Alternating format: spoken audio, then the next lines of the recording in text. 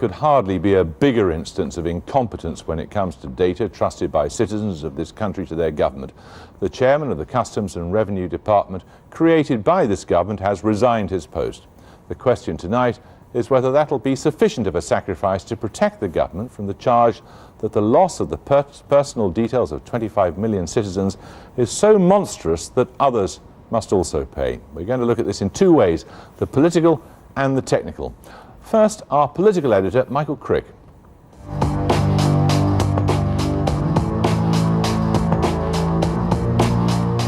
The chairman of the Revenue and Customs, Paul Gray, has quit over the two missing data disks, and tonight eyes are on the place where they were last seen a month ago, government's child benefit offices in Washington in Tyne and Wear.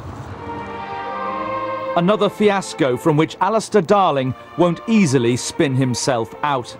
For the second day running, the Chancellor had to explain things to MPs. More embarrassing though today, and shocking. Mr. Darling a lot more nervous, as the House met his words with loud gasps.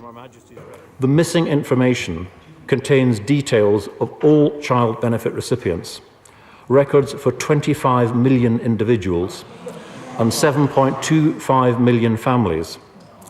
These records include the recipient and their children's names, addresses and dates of birth.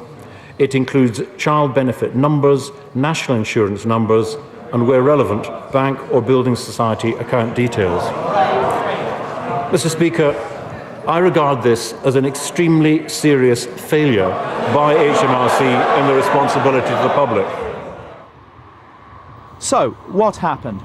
On Thursday the 18th of October, a junior official at the HMRC's Child Benefit Office in the North East sent the two password-protected disks to the National Audit Office in London using an internal mail system operated by the private courier company TNT.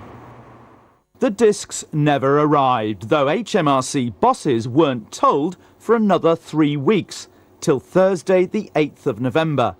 Mr. Darling was told 2 days later, on Saturday the 10th, and ordered a full investigation. 4 days later, on Wednesday the 14th, once it was clear HMRC searches had failed, he brought in the police. But, it emerged tonight, Britain's banks weren't told for another 2 days after that, last Friday. The HMRC boss Paul Gray, seen here last year, offered to resign last week, an offer accepted today, leaving the Chancellor to reassure millions of people. Mr. Speaker, I recognise that millions of people across the country will be very concerned about what's happened, and I deeply regret this and apologise for the anxiety that will undoubtedly be caused. But let me reiterate, there is no evidence that this data has reached the wrong hands. There is no evidence of fraud or criminal activity. Banks and building societies are putting in place safeguards to protect people's accounts, and banks and building societies will continue to monitor those accounts, and no one will suffer any loss if they are innocent victims of fraud. For George Osborne and his Tory colleagues, the implications go far wider. Today must mark the final blow for the ambitions of this government to create a national ID card. They simply cannot be trusted with people's personal information. And, he concluded, there are 25 million people whose personal details have been lost by this government. Never mind the lack of vision, just get a grip and deliver a basic level of competence.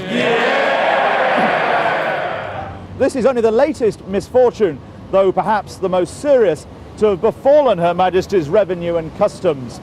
Its office is situated just across the way from the House of Commons.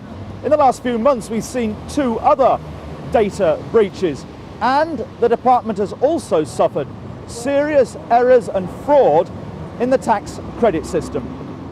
But responsibility for Revenue and Customs is actually held, of course, by Her Majesty's Treasury, which actually occupies the same government building, and where the Chancellor of the Exchequer is under huge political pressure already over Northern Rock. And what makes both these stories so politically potent, of course, is that until 5 months ago, the main tenant of Downing Street was the man ultimately in charge of both Revenue and Customs and the Treasury, a responsibility he held for more than 10 years. And Gordon Brown is especially under fire because it was him who merged Customs and Revenue 2 years ago with the current cuts of a quarter of their staff. It's the government who should ask itself questions, because if it constantly tells people that civil servants don't do work of any value, that we can cut 100,000 of them and nobody will notice, this is proof that civil servants do very valuable jobs.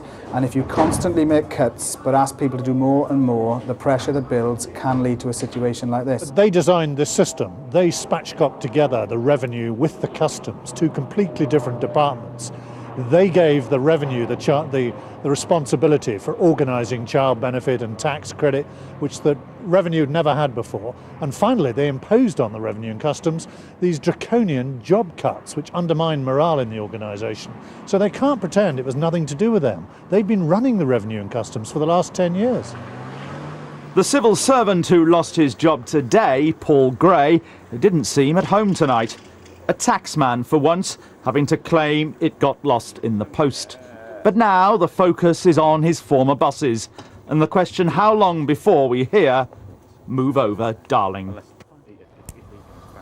Well, Stephanie Flanders, our economics editor, is here. How much of this do you think Alistair Darling really should carry the can for? Well, obviously there's personal responsibility and there's government responsibility. I don't think anyone tonight is claiming that there's a set of footprints, even metaphorical footprints, leading from those discs to Alistair Darling, not least because he's only been in the job a few months. But he is, he's Chancellor of a department which, as Michael mentioned, has pushed through dramatic changes at HMRC, which many people have felt contributed to a very dysfunctional environment. We know that in 2005 they pushed through the merger of Customs and Excise and Inland Revenue, spearheaded by Gus O'Donnell, a very close ally of Gordon Brown's, who was then the Permanent Secretary, now the Cabinet Secretary. As part of that and as part of the government's efficiency cuts, they've had 25,000 job cuts. That's nearly 30% of their staff, actually. And if you can see there's a paper trail that's built up. I was looking this afternoon at the Treasury Committee's report in the summer that was highlighting the loss of staff morale. There was only 20% satisfaction with the department among staff. There were complaints and concerns actually expressed many times by the tax professionals who have to deal with HMRC, the Institute of Chartered Accountants, who said, interestingly, they said one of the big problems was not only the management of this change, which had been badly managed, but also that there was a loss of experienced personnel at the front line. So obviously we don't know the details of how this happened, but if any of those things can be said to have contributed to this lapse, it will be very hard for the government to argue that it just lies at HMRC's door. Once the mistake had been discovered, what about the way that Treasury officials reacted? Well, again, there are questions about, there's the usual questions, how it took so long for senior management to be informed. And I think after that, the specific question of how long it took the Chancellor to inform the banks, 6 days of this major breach, I think people will ask questions about. Frankly, I was surprised it took 2 days for the senior officials to pluck up the courage to tell the Chancellor that this disc containing all of the children in the land had been lost in the post. Wouldn't have been a good time, that, would it? Wondering whether to tell the Chancellor.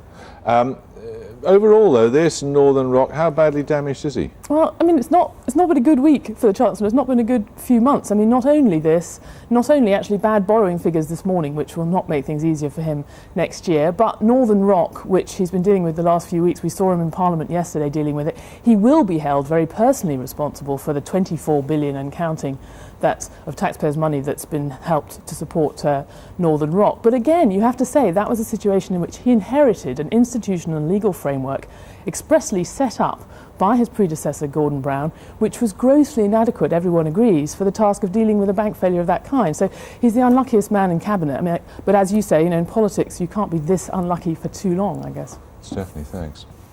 Now, if you were looking for an example of why there need to be special security in the world of data stored on computers, you could hardly get a better example. But as Susan Watts reports, it's even worse than